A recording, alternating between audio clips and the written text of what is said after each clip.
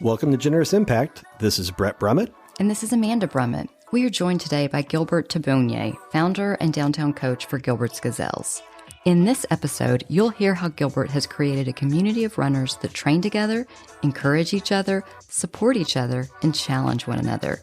They don't just run together, they are truly a community, and Gilbert is the glue that holds them together. Our very own Brett is one such gazelle. He could barely run a mile when we were new to Austin 4 years ago. Now he's run several half marathons and even finished a full marathon last year and has an incredible community of friends from the group. Well, Gilbert, thank you so much for being here with us today. I would love it if we could start by just telling us your background. Who are you personally and professionally? First, thank you for having me. It's my pleasure to be with you this morning. For those of listening, my name is Gilbert Tabonnier, and Tabonnier, I have to explain where that name comes from. Tabonnier. Tabonnier is an African name that I was given when I was born in Africa. I was born and raised in Burundi. It's a small country south of Rwanda, west of Tanzania, and east of Republic of Congo. We are separated by a big lake called Lake Tanganyika. And growing up in Burundi was very difficult. It was hard. We didn't have water in the house. We didn't have electricity in the house. So you can imagine your life without water and electricity. So my daily routine was to get up in the morning to go fetch water for my family. And we didn't have a transportation to school, so I would run 6 miles away. Imagine your elementary kid going to school 6 miles walking. And I was climbing from 5,000 to almost 7,000 feet of climbing. And I would stay at the school playing with my friends. And that's the life I lived growing up. And then, Gilbert, when did you move to America? April 8th in 1996. That's when I moved to this country. I was coming to study at the same time prepare for the Olympics. And after the Olympics... Wait. You were in the Olympics? The Olympics, I didn't get a chance to run, but I carried the Olympic torch, which was a cool moment. And knowing my history, what I went through, we'll go back later. I'm just giving you a quick how I made it here, and then we can go back. In 96, after the Olympics, I applied for college because I wanted to, one of my dreams being a young was to run for NCAAs. And for those of you who don't know, NCAAs it's a college, league, what I call league, to be able to compete. To me, was my dream growing up. And so I was admitted to a lot of colleges, but I chose Abilene Christian University in Abilene, Texas. And then when I was at the ACU, I ran track, I ran cross country, I was a national champion. Then when the school was over, looking for places to go, I ended up in Austin. And being in Austin, it's been my second home. It's a beautiful place to be. I moved here to Paul Carosa, owner of Runtex, gave me a job. I was a shoe salesperson. I was doing all kinds of stuff. And throughout Runtex, career, selling shoes, working with runners, I met incredible people that helped me change my life. And also started a running group called the Gilbert's Gazelles. At the same time, co-founded the Gazelle Foundation, a foundation that provided clean water to the people where I grew up in Africa, in Burundi. And so it's been an amazing journey to see what we've done as a community. And I cannot thank enough for Austin community for supporting our cause. We were able to transform lives of more than 125,000 people are getting a clean water close to home. And I owe this to the community of Austin and beyond. That's incredible. And also I was going to add to that, my daily routine, I'm a runner myself. And then I coach the Gazelles and in St. Andrews. I'm a head coach for track and field and cross country at St. Andrews Episcopal School here in Austin. Pretty much that's kind of summarize a little bit who I am, how many hats that I wear on a daily basis. I'm a busy person, but whatever you do, trying to instill joy. Yeah. And you've created this beautiful community within the Gazelles that Brett is part of. Coming into it, I first encountered you with that joyous, infectious smile. It didn't know anything about running, didn't know anything about the Gazelles, and I was actually drawn to you as a person. So is that how most people come to find the Gazelles community, or are you a secondary piece? Or are you a primary? Like, is the draw you? Is the draw the running, the training, the program, the community? I think it's both. It's both because I do not do marketing, and it's a word of mouth. Anybody that joins the Gazelles, you really becomes like a family. You meet incredible people. I am blessed to be able part of a group that really support each other, help each other, welcoming, inclusive. And everybody that joined the Gazelles, you find that sense of what I call belonging, a sense of a community. And so during the COVID that we just went through, I really saw what a true community that come together, and when things are not going well, we're losing people in the country, but people still come together and do the things they love as a community. And so it's so nice to you, Brent, to say that people are drawn by me. People are drawn by what we have built. We have built a community. Also, the results. The result shows that I've been doing this since 2002. And it's because that passion, that joy that I bring to people. You've seen me. I don't hold back. When I give 100%, and when people see you giving 100%, they want to replicate the energy. So it's all contagious.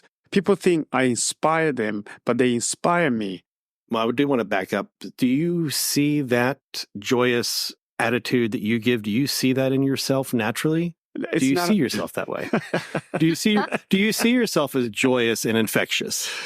I don't judge myself. People judge me, or people to tell, not me. What I try to do, I try to lead by example. I will not tell you to do something I don't believe in. So it started with that mentality, that mindset. Running can be fun. Running can be fun. Running can be stressful. But the thing is, I try to make it fun. And so people replicate that. They see the way I carry myself, the way I live my life, the way I coach. And so that's what is drawing people. There is a unique about, you cannot teach that. It's something you grow up with. It's something that is in you. Yes, I try to lead by example. One of my daughters told me that I'm always smiling. I'm always happy. And that was pretty sweet to hear from your own daughter. Dad, you're always happy. How do you do that? In the midst of, things might be going wrong. I can never tell there's something wrong with you. And maybe that's what you're thinking, but it's so awesome to be able to hear from your own, the people that you work with directly. Yep. So with the Gazelles community, it's really a community. To me, it's much more of a community first and a run second. And I realize I have running goals, and everyone there has running goals. Is that how you intentionally formed it, or how much of a hand did you personally play in building that community aspect of the group? Yeah, so we have so many programs, running group here in Austin. And again, as I said, they look at the results. what are the most thing? What is the number one key that is drawing people to join the Gazelle? Definitely is the community. And to build that community is, for me, anybody that comes to the group, I want to make sure that that person is touched. In what way? Meaning, pay attention to their body, correct their forms. They also they have choices to come to the Gazelle. They can join other groups, but they choose the Gazelle. So I make sure that I deliver. It's not just we run with joy. The mantra, you also have to instill that joy. Come to practice, have to start by me. I have to come with that energy. I have to set the tone. And I think if you come there, everybody's happy, everybody support each other, everybody's enjoying what they're doing. And that's where that run with joy come from. Joy first. You got to enjoy what you're doing. You got to love what you're doing at this moment. Time will come and you improve. And that's how we do it. Okay, Gilbert. So let's get into the details about the Gazelles community. How big is it? And what makes it so connected? And it makes it part of their identity. Like, I'm not a Gazelle, but I meet other people and they know Brett and they know you. And as soon as I mention the Gazelles, there's this immediate, like, we're in the family. The Gazelle right now, this is something financial people would tell you, he's bad, right? Right? Because I do not try to keep up with the number. Okay. I believe if you start counting, if you start, you get greedy and I want this. Yes, I have a set goal. But to me, every athlete, every Gazelle that shows up, it's a blessing to me. And so instead of wasting the time and thinking I'm having 1,000, I think it's kind of like 500, anywhere between 400 and 500 Gazelles right now. Really? Yeah, the active. And so to that extent, but they all spread out. People are like, oh, that's a big group. But no, they were spread out. There's a morning, there is midday, and also there's an afternoon. There's really early morning. And then there's the later morning, which is Brett's group that they called the Friendlies because they've gotten more sleep. That's right. They're happy because they got more sleep and they got a chance to drink coffee. They are so, when they show up, and it's even hard to start a class because they all just want to chat. And, unlike the 5:30 group, the 5:30 is like, I got to get out of here. I do my work and I'm out of here. So then there's a group meeting 5 o'clock. And if you want to experience and see what a true community that comes Saturday. And so when you join the Gazelles, we take the stress out of your routine. You don't need to carry water. And that's something I've done over the years. We do water for the group. Every 2.5 miles, there's a water. We have a team crew that sets up the water and then help the kind of people don't have to stress or carrying water with them. You know, when you run with us in the summer, you appreciate more than anything. Or if you are visiting, or if you live, in a place where you always run along and carry like 20 ounces of water. When you have a water every 2.5, you appreciate it, and how important it is to hydrate throughout your run. I used to do something crazy when I would send the athletes to do, mostly fast people. I would tell them, go slow, start slow, and finish fast. Don't go fast. If you go fast, you run out of steam, so you won't be able to finish. It's all about finishing. Finish strong, finish fast. And so they would go out hard, and I would be hiding in the woods, waiting and watching. And then at the end, I'm like, what happened? Oh, I blew up. I went fast.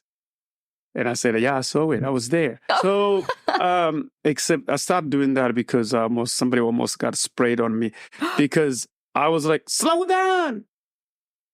And they had a spray. Yeah. So bad. But all those are great stories, great memories that you won't forget. So, especially if you get sprayed. yeah, correct. Yeah.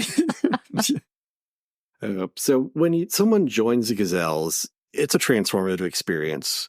How do you explain like what changes with a person in their life and obviously their physical abilities? Man, I can't talk to you. I can talk about you, but I can talk You can talk about Brett. We can talk about Brett. Yeah, I can talk about Brett. Yeah, you never heard this story. So, first, when someone comes to the Gazelles, as a coach, I want to make sure that they have been taken care of. It's not a holding hands. It's what I mean is I make sure they understand what they have to do. Usually, I do a benchmark to establish a starting point. Most of us, the problem we have is always doing the same thing over and over. Don't change, but we expect different results. So when you join the Gazelles, we do a benchmark to establish a starting point. Then I ask the athletes, what is your short-term goal, and what is your long-term goal? The goal might be lose weight. The goal might be run a certain time. And throughout that process, because once they get hooked with the training, the strength, the body started moving better. They start running faster. They start enjoying. They move from group to groups. They go from beginner to, in between and to advanced. And that's that transformation. I'll never forget my dear friend, Brent. I called him one day. I said, hey, I have a Gazelle shirts. You look like you're a great representation for the Gazelles. The red one. The red one. And he goes, no, Gilbert, you have a wrong impression of me. I respect you, but I take the shirts. So he took the shirts, and he's also funny. And he goes, man, guess what? In a month or two, I will wear these shirts and you'll be proud of me. And he did. I don't know if you know what happened. I mean, I had to lose a lot of weight to fit into that shirt. No, yes, I did. That shirt was like a wetsuit in the beginning. It was so tight. I wouldn't let him wear it, Gilbert, in the beginning. Okay. But it's very thin, like good thin, breathable for a running shirt. But when I see him wearing that shirt, it's called transformation. The man is being transformed. And not only he's fast, but also he has moved from a group to another group. It's awesome to see. It's beautiful to see. And so we're not here to talk about Brent. I'm just giving you an example of many transformations that are happening throughout the training and throughout the Gazelles. Yep. And with the whole group, you see that like it's not a unique story of transformation for me. I mean, I see everyone come in, I see tons of people get faster, and then I see them make those personal connections. So during the training part, you're not so much of the personal connection, person to person, finding a running. You are part of finding someone somewhat in their same pace to help them have a companion during the process. But what do you see when you see people pairing up or forming small groups and running together on their own outside of class? Like, how much of that do you take part in? How much of it are you just a witness to? It's both a witness and a take part, because that connection goes from when you join a group, you're nervous, you think you're the slowest until you meet other people, right? Or you think you're the fastest until you meet other people. But running it together, it brings the community together. And how often when you finish a run and your friends like, let's go get a coffee. It's not just about running. You go share a meal together. You check restaurant. You check a good coffee place as a group, as together. And then you talk, but sometimes no sense, but sometimes make something that makes sense. It jokes around. What I used to do, I used to sing with the people that I run with. And when we're singing, I'm teaching them, when we run, we sing, so we forget not the pain. It's a rhythm. It's a help with a rhythm, also help you breathe in. And people will be like, oh, let's sing as we run. It becomes fun. So that Saturday, it goes from, or the recovery runs, it goes from you having a bad day and you get to the people that you run with, everything they said, Brandy, you're awesome. Hey, so you good. It's a kind of lift you up. And then it becomes like a habit. I'm not going to miss that because these people care about me. These people, they lift me up. And so over time, that's how you create the community. That's how you create a place for, I want to be there. I want to be there because it's fun, because it's a group over there. We share this common goal, which is either to run a marathon or train together. So becoming so close. So I see a pocket of group. To me, I feel there's a sense of like satisfaction because I am happy because the community that I've created, look, it's growing. And then we all come together on the Saturdays. So the other piece is transformation. All right. I heard recently that matchmaking is a thing within the community and that there are a lot of married couples that met through Gazelles. Are you surprised? No. So, yes, there is a couple families, some are still running with the Gazelles. The kids are what, 13, 14? Oh, my goodness. Yeah. Started long, remember? Okay, how long have you been doing this? Official 2002, April. So 22 years. Yeah, 22 years. I've been doing this 22 years. And there are people that have been with me for a whole time up to today. Wow.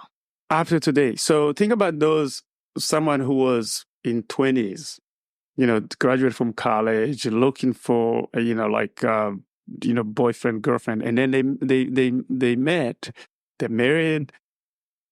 Now they have kids.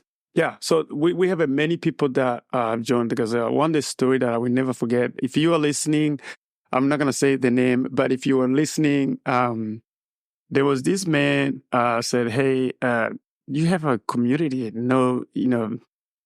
Ask if there was any, single women. I said, yeah, I have one for you. And then this woman was having difficulties because her boyfriend just moved away from Austin. I'm like, I have a man for you. And they look at me like, who is this guy? So I arranged it was kind of like not a blind date, a date where they can see each other. And so I said, that's the girl. I told the guys, that's the guy. They saw each other and I finally started pouring. And the pouring rain is a blessing. And so we went to Run Texas, started pouring. We were like trying to get away from the rain. And guess what? I got a chance to introduce them. They changed the number. They went for breakfast. And then I got a call from everybody. Thank you, Gilbert. I love him. Thank you, Gilbert. I love her. That was the beginning. And so they're in a group.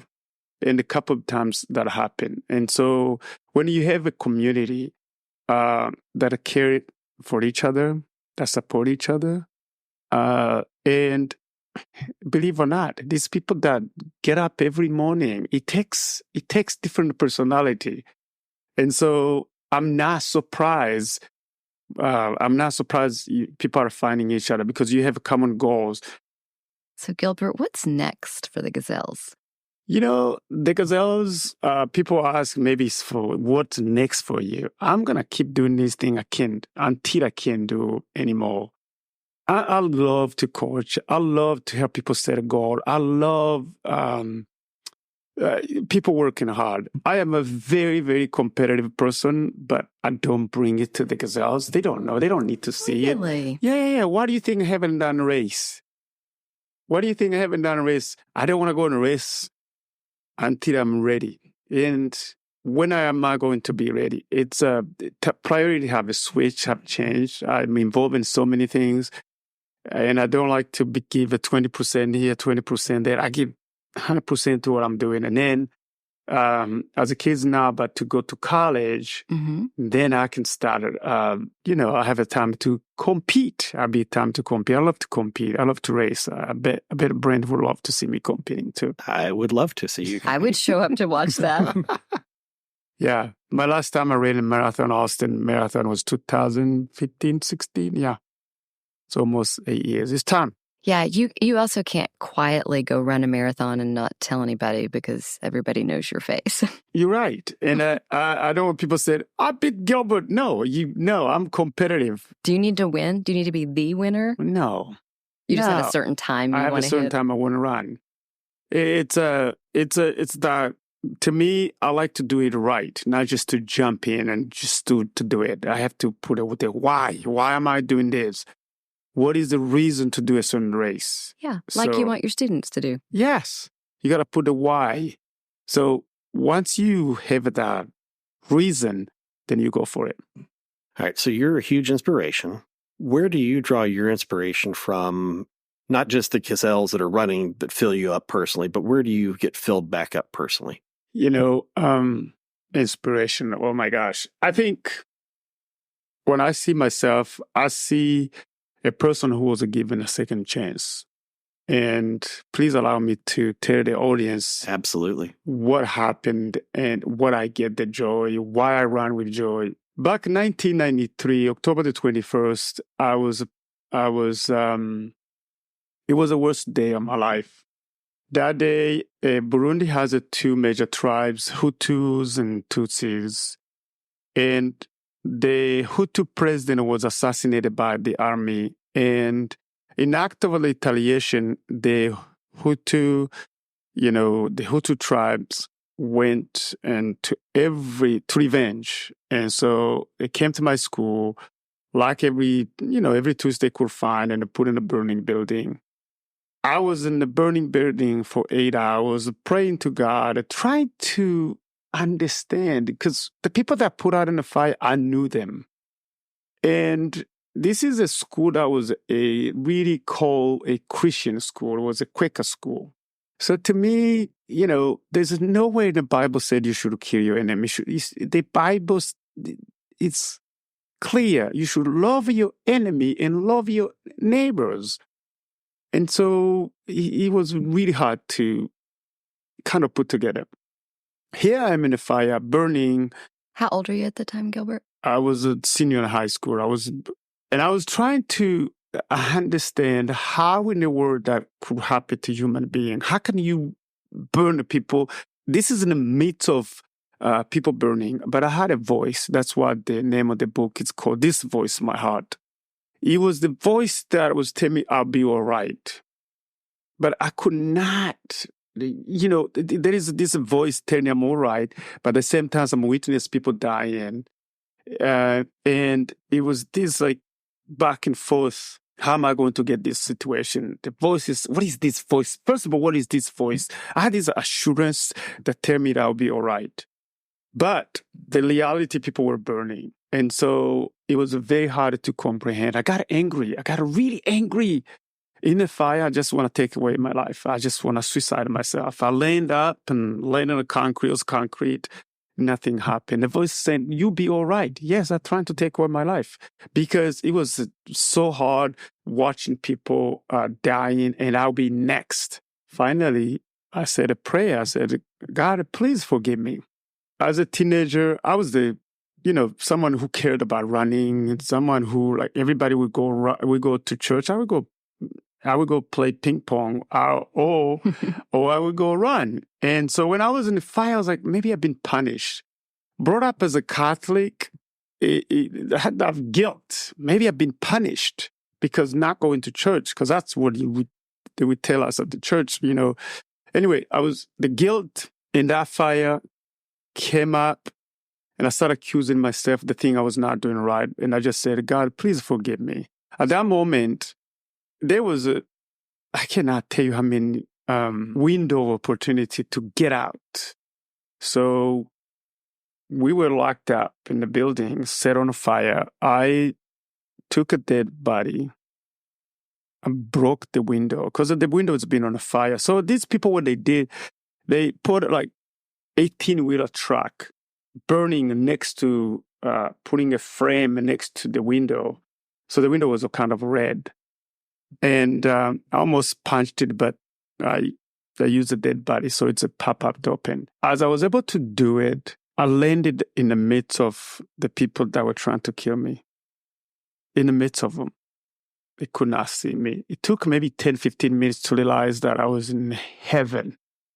The nice air. I've been in a place where it's burning, watching people die. Now I'm outside. But the journey to survive is about to start because these people, they were not going to give up. They want to make sure they eliminate, kill everyone. And so I ran and I was chased by a mob. I outran everybody. I ran faster than them and I disappeared in the woods. It was dark. It was the night. So they gave up. When I look back, why they gave up, I don't understand. First of all, I don't understand how I got up, how I was able to punch, one punch, a bar pop up. And you're physically I'm burning. I'm burning. Right? Yeah, I'm on it's like 30-degree burn. That's 30% of my body. And so when I think about those moments, how did I get up? I landed in the middle of them. They didn't see me. I ran. I could not run far. But I was able, 100 to 200 meters, I was able to sprint. I ran them. And then everything get tensed up. I could not move to the rest of the night. And to make the story short, I ended up in a hospital where I spent 3 months in the hospital praying to God, trying to heal emotional and physically, trying to understand how, in a world that the people that are trying to kill me, first of all, I knew who they were. And second of all, I could not understand how a Christian community can be disrupted, cannot allow things like that, horrible things that are coming to our community. I was rebellion. I refused to go to church because everyone that I see the church, I was like hypocrites. Because the people that we go church with machete in their jackets, and then after the church they go kill. So what kind of church is that? So I got angry. And what I did was, for me, I had to find, laying on the bed, trying to heal emotionally, physically, I chose to forgive. The only way to move on was to forgive the people that are trying to kill me and move on. The people that are trying to kill me, it's not after me because revenge is bad. It creates a cycle of violence. I did not choose that right. I chose to revenge. I made sure to choose to forgive. So forgiveness has allowed me to move on so many levels. Forgiveness allowed me to run because, dear folks listening, running is my therapy. Running is my freedom. When I run, my mind is clear.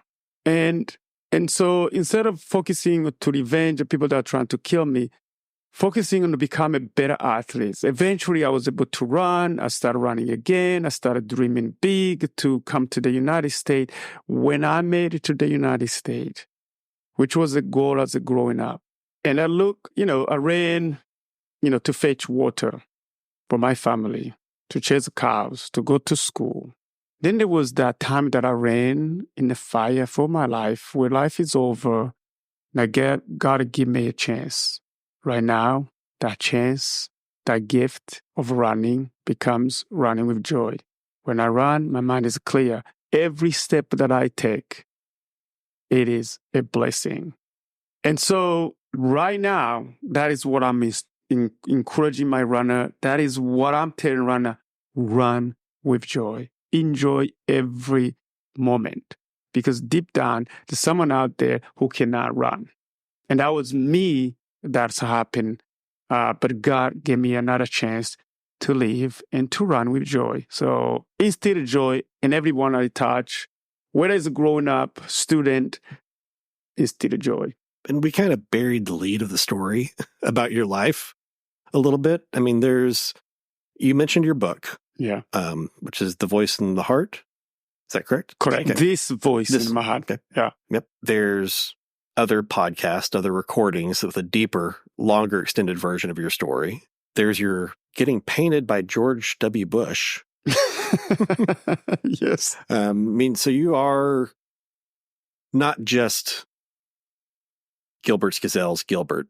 Your personality, your story is much more expansive than what we chose for the topic of the conversation, because it's too hard to fit everything you've done into this small, boiled down piece. So we always like to ask our guests what our community, what our listener community, what can they do for you, Gazelles, or the Gazelles Foundation?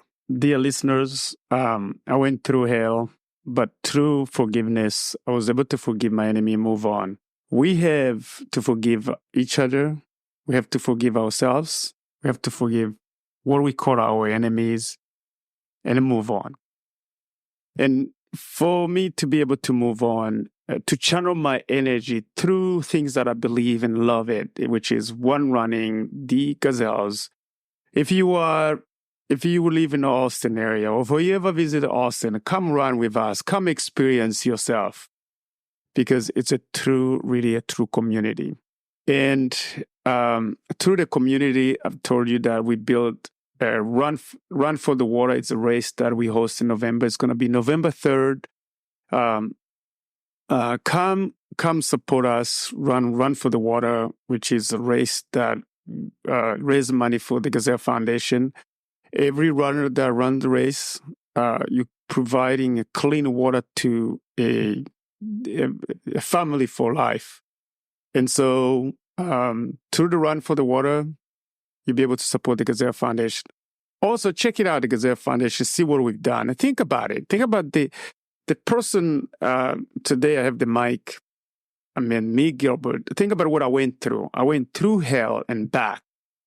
Right now, because of the gift of God, I was able to co-found the Gazelle Foundation. We are providing clean water to the villages of Burundi. And so check the website. There's so many things you can do, but see what we've done first. And you'll be pleased to see that more than 125,000 are getting a clean water close to home. And if you want to be a part of a group that transforms life, you're welcome to GazelleFoundation.com, Gilbert'sGazelle.com. Those are two major big organizations that I'm involved in. Encourage anyone to go find Gilbert's book, research more, get to know him from a distance. If you're lucky enough to be in Austin, Texas, get to know him personally. And I just thank you so much for being here today. Yes, thank you for having me. This was, I was not expecting this. This is a beautiful and wonderful podcast. Thank you, you two, for having me to your home. This is amazing. What an inspiring story.